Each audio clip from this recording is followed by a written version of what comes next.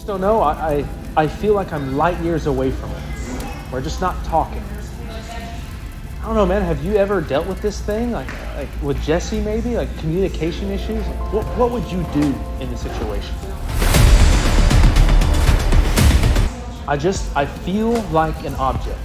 She's toying with my emotions.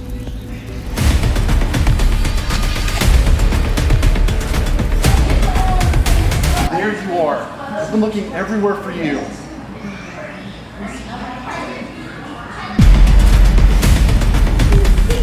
I told you, he's a collectible. Well, you know what?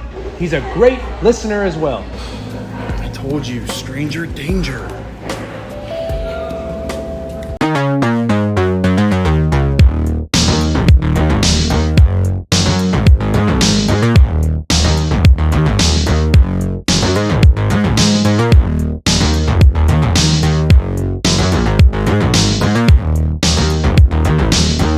What is going on, everybody? Welcome to Tavern Talk. I'm Philip, and joining me this week is Mr. Ken Ashlin. How's it going? Hey, man. Thank you for being here. Of course. Wouldn't have missed it. Well, Ken, we actually went to high school together, first and foremost. We did. But you have recently returned to Central Arkansas. Yep. Because for a good while, you lived in... Did you live in Orlando? I lived in Orlando. In Orlando, that's right, and worked at Disney. So I actually did that when I was in college. Oh, for real? Worked a Okay. semester in college, but I was a photojournalist and actually got to be at the opening of Toy Story Land at Hollywood Studios, which is pretty cool. Come on. That's insanely cool. Yeah.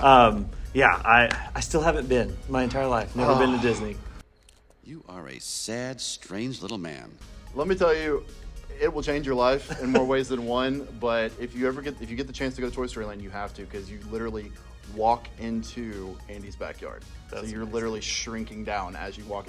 Holy cow, really? Yeah, it's so cool. I mean, just to see man. the toys just get bigger and bigger. It's amazing. I'm not even gonna YouTube a video of people No. walking through that, because I'm gonna wait to experience. Yep, absolutely. We'll definitely make 100%. it happen soon. Well, that's a perfect segue, obviously, for this week, because we are talking about Lightyear, which is kind of the Buzz Lightyear origin story, I guess you could say.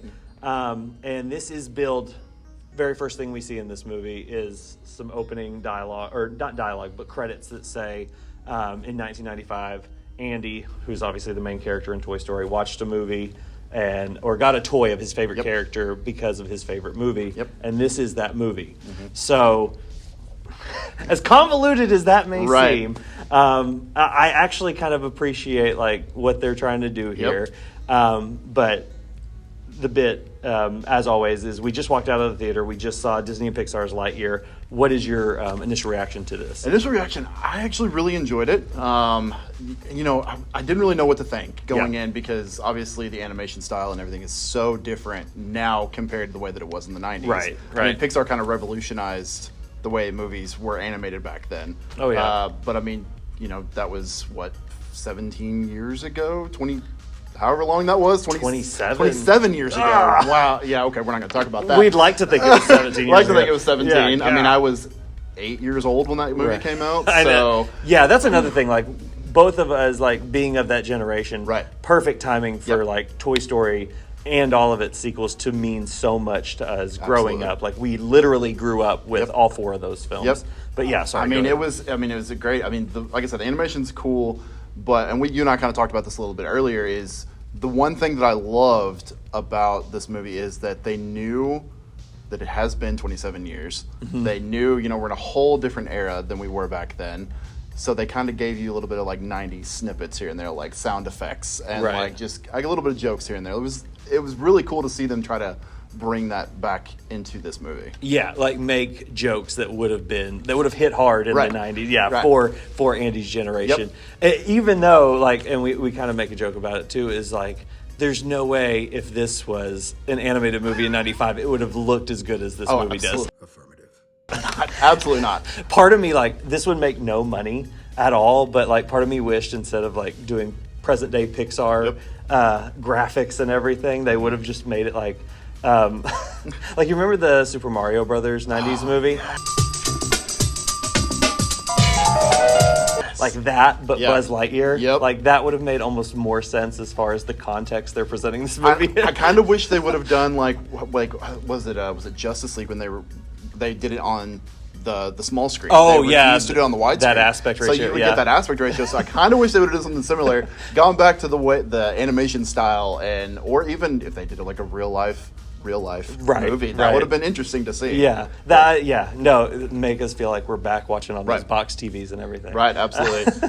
That's great. Yeah, see, I don't know. I kind of didn't know what to expect because kind of that like convoluted premise. Like I was viewing it more as just like this is Pixar's excuse to like use an IP to make their like space opera. Right, absolutely. And so I was surprised, and I don't know if this is like spoilers at all, but I was surprised at how grounded this movie remained. It was very grounded. And I was slightly disappointed that there wasn't more space adventure to it. Yeah, for a whole thing about being a space ranger, Yeah. I didn't really get. I mean, don't get me wrong; they definitely mentioned it quite a few times, but I mean, you just don't get that feeling.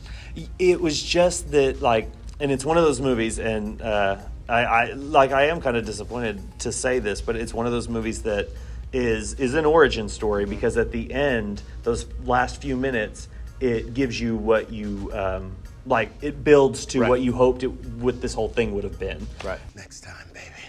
There wasn't a next time. And so I was just like, dang, I really wanted Buzz flying around space, doing Space Ranger adventures, and instead it takes this route where it just, it still is very much, the structure is kind of video game level where you're like going from challenge to challenge, trying to overcome this mission. Right. His mission is a redemption tale instead of just like beating the bad guy. And, there are a lot of heavy themes about like, what really matters in life, is it my legacy or is it mattering to a few, like really mattering to these few important people around me or making sure everyone knows that I matter type thing. Mm-hmm. And and this feels ridiculous to say, but I didn't need the movie to try that hard. Mm-hmm. You know what I'm saying? Yeah. So, I don't know. One thing that kind of hit for me is, and kind of going back to what we talked about earlier, is the subject matter. I feel like they gave us the subject matter that's okay for 2022. Yeah. They didn't. Oh, for sure. They didn't give us like I said, this is supposed to be the movie that Andy saw in '95. Yeah.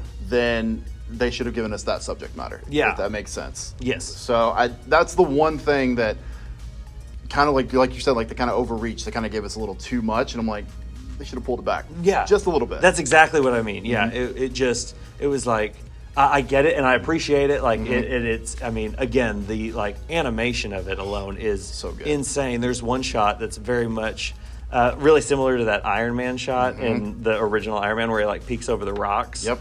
And like that one, when I saw that in theaters for the first time, I was like, God, that CG on Iron Man looks insane. Oh, yeah. And then here again, it's a very similar shot, and it's like, how is that not live action Right. almost? If it weren't for the eyeballs, I'd believe it, Yeah, there was one shot that stuck out to me. And it was kind of like during like almost like a sunset type scene. Yeah. And like it was a very short shot, but just them all standing over each other and the light hitting them. I was like, that almost looks real. It's so real. It almost looks so real. Yeah. We will likely maybe get sequels to this yeah. down the line, and those will no doubt, eventually become what I was kind of expecting from this one. And I hate to like push my expectations onto something and like be disappointed in it just because it wasn't exactly what I wanted it to be. Right. But yeah, I was kind of like expecting the movie Andy would have seen as a, what was he in Toy Story? 8, 9, 10, Something like somewhere that, in there, yeah. that 8 to 10 range. And I was like, the whole time I was like, is this the movie a 10-year-old would have been like, yes, I love this. I need this toy. And like some parts, sure, but I don't know how much of like an impact it would have actually had on them. See, I almost feel like they kind of geared this movie towards our generation. Yeah, that's knowing true. that we were that age when the first movie came out.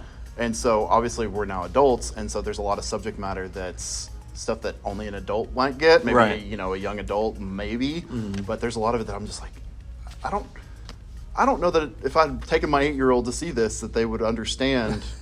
They would understand what's happening half the time. Yeah, and there were little kids like around us and everything, and I mean they seemed entertained. Yeah. My nephew was here, and he was just like anxious to see Zurg the whole time. Yep. Like just wanted to see Zurg, and like again, we're not going to go into spoilers on this, but what was your feelings on the kind of twist in the third act? Oh, I wanted more. I don't know exactly what that more would have been. Yeah. But what they gave us was, it was very twisty. I Yeah. will say that. I definitely was not expecting it. Yeah, I wasn't. I mean, kind of halfway through the movie, I started thinking like, okay, I kind of see where this is going, but I was a little disappointed, to be quite honest. Like, it's not what I was expecting based off of how these stories have been built. Yeah, I expected Emperor Zurg to be this just like, I mean, not exactly like Darth Vader-esque villain, but like, you know, kind of as far as like episode, like A New Hope Vader. You are part of the Rebel Alliance and a traitor. Take it away! Like, I expected him to be that, and kind of just, you know, good versus evil, plain and simple, kind of leave it at that. And again, going back to the kind of overreaching thing we were talking about, it goes for more. I don't know, like, I'm going to have to watch it again, and maybe I'll appreciate it more. You know, I'm going to go with my kids in a couple days and see if it registers a little more. But the logic of that twist, like, I don't even know if it holds up fully. Right. So, I don't know. Yeah, it's definitely an interesting thing. But one thing I am curious about, how do you think Chris Evans did? You know, I loved that, like, because it would be easy to say that, like, they incorporated all the lines that the toy said just for nostalgic purposes. But no, like, it only makes sense that he would say those lines, you know, and they'd pick out a few of them for the toy to have on him. Loved that. And I thought, you know, he delivered them with just enough of the same cadence that Tim Allen did to, like, but still grounded them in the situation. Yep. I like Chris Evans. I do like, too. just the whole earnestness of what he did with Captain America, but the legitimacy at the same time. Yep. And he kind of does that same here. Like, Buzz Lightyear, they really do define who he is as a character, which is definitely, like, one of the more positive things about this movie, other than how it looks. Like, they really do carve out who he is as a space ranger and what his personality traits are, so that what happens is, like, it's not surprising. Both, you know, the mistake he makes that sets all this in motion, but also his drive to redeem himself. So, well, and I have to say, I mean, when I first heard that Chris Evans was taking up the mantle, I was like, why? But why? Yeah, I don't get it. I don't get it. But it's crazy after watching it and how similar their voices are. We're being pursued by just a massive robot. yeah, there are a few moments for sure. I was like, oh, nice. Yeah, it does. It almost sounds like just like Tim Allen. I was just like, okay, cool. All right, I'm okay with this. I like it. So my biggest question coming out of this is, Andy got Buzz Lightyear for his birthday, right? Right. First movie ends with Christmas. How does his little sister not get a socks if this movie came out in 95?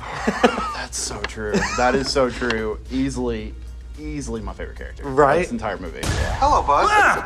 This is exciting. A new adventure. Socks is the cutest member of the team. Like, Socks runs away with it. Yeah. Like, Yeah. just completely. Yeah. And he, you know, we're talking about Chris Evans, and you know, there's James Brolin is on the cast, or the voice cast here. Keke Palmer is the younger Hawthorne, but I think Uzo Aduba is the older Hawthorne. But yeah, Peter Sohn is a guy who usually works on, I guess, the more creative side. He's done like little voices here and there throughout Pixar's filmography. But yeah, he's Socks, and just like totally. I wonder if he came up with like the whole character himself. I don't know, but it's a character I didn't know that I needed until I watched it, and I was like, okay, this is perfect. Yeah, my brother during it turned to me and was like, if they don't do a like Socks sound machine and sell that, they are missing out. That is. Nailed it. I'll be surprised if Socks isn't the new like Baby Yoda after this. Honestly, he deserves it. He deserves it. I'm not mad about it. No, I'm not either. I mean, I'm a huge Baby Groot fan, so when Baby Yoda came in, I was like, all right, I feel like I'm betraying my Groot buddy a little bit. But honestly, Socks deserves it. Socks deserves it. It. Socks is the MVP. Absolutely. For sure. All right. Well, so what we tend to do at the end of these reviews is kind of. Obviously, we just walked out of the movie, just saw it fresh in our minds. Yeah. But like, out of a 5-star rating system, what would your initial reaction rating of Lightyear be?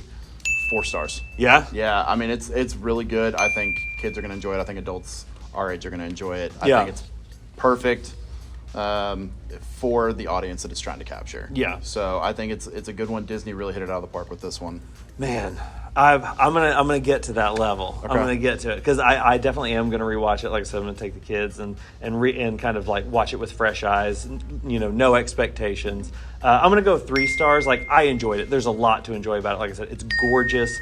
The voice work is a lot of fun. I just, story wise is where it just kind of like, I get it. Like, I get why they're doing it, but I just wish they would have like continually put themselves in that place of, okay, Andy is watching this in 95. What type of movie does this need to be, instead of going for like, not to say shooting for the stars. That's a terrible pun, but It works for this, though. Yeah, it works.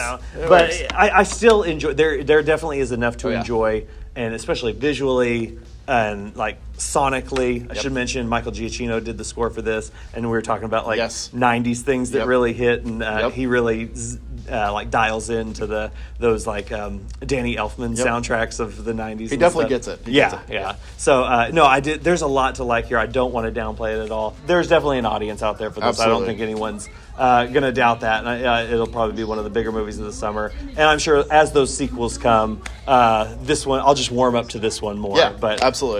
So well, thank you once again, Ken, for being course. here, man. I really, really appreciate you doing Absolutely, this. yeah, And it was taking the great. time out to do this. So It was great. I wouldn't have missed it.